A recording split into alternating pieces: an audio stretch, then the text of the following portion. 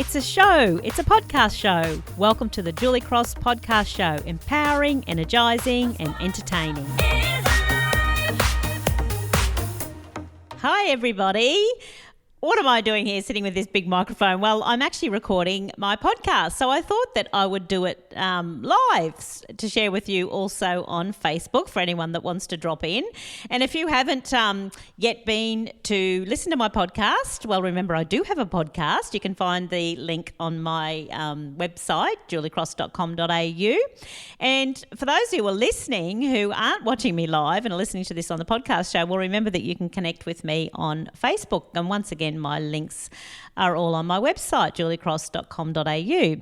But today I thought that I just wanted to talk about what goes on in our heads and how we can muscle up mentally. And I wanted you to take you through a process that I went through with a challenging situation to start the year off, and how I literally reframed the situation with the little conversation that I have in my head.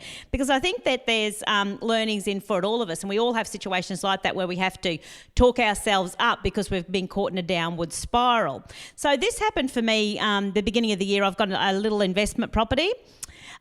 It's in an area of Brisbane that's, low socioeconomic area. It's a little old house, but it's always been loved up by the people that lived in it. And, I guess my thought around keeping this house is, apart from the fact, obviously, it's a bit of real estate. It's good for the future. The other reason is that it would be a great little house for Thomas one day to live in. And, that brings me peace around that, knowing that if something happened to me tomorrow, that I would have this little house that Thomas could go and live in. It hasn't got a massive mortgage on it, and the rent's been helping me pay for it, so financially it's been easy for me to keep, etc. So that was kind of my thought process. So I guess I perhaps have a little bit of an emotional attachment in that space to it as well. So I've had tenants and had it rented for the last 11 years without any big problems. And so this time I do have a problem. The tenants stopped paying their rent before Christmas. We tried to evict them, to ask them to leave because they hadn't been paying their rent just before, a couple of weeks before Christmas. But the judge decided that he did not want to evict them before Christmas because he did not want them not having a place to live, which is fine, but of course they still continued to not pay their rent, which kind of to me is saying, well, you're not teaching anybody any responsibility in society. We're saying, okay, well, it's okay for you to live there without paying rent, even though the landlord still has to pay their mortgage. So in that time, they then ended up wrecking the place. So we arrived on the 3rd of January with the police to officially evict them, but of course they weren't there. All of their crap was piled up outside the front of the house. There was 8 trailer loads full of their shit, and I call it shit because it just was. Dirty, stinking mattresses and crap everywhere. Garbage bags full of their rubbish that nobody could be bothered to get rid of. The backyard was full of their crap, and they had wrecked the place. So in that time that they were there over Christmas, there were drugs involved and they were annoyed or whatever. The place had been wrecked. Doors have been smashed in, walls have been smashed in and been painted, all those sorts of things.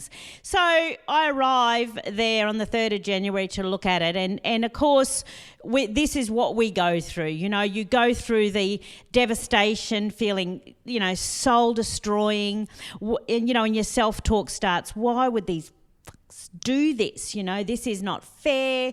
They think that I'm rich. I'm just working my ass off here trying to pay for this, and and I've been running around doing Thomas Kent can jobs, mowing lawns and doing whatever I can to get ahead and for Thomas to get ahead, and I come here and these people have got no respect, and how dare they do this to me, and how dare they treat my place like this. They should be grateful that they had somewhere to live, and then you go through all of that, and now we've got to cart all this stuff away, and then I know some people are going to say, oh, well, at least you've got insurance. Well, that doesn't save my time that I'm here. I've got to do it. So you stop yourself at this point. You allow yourself to have your little carry on, and then at some point you have to grab it and say, now, does this serve me to think like this any longer?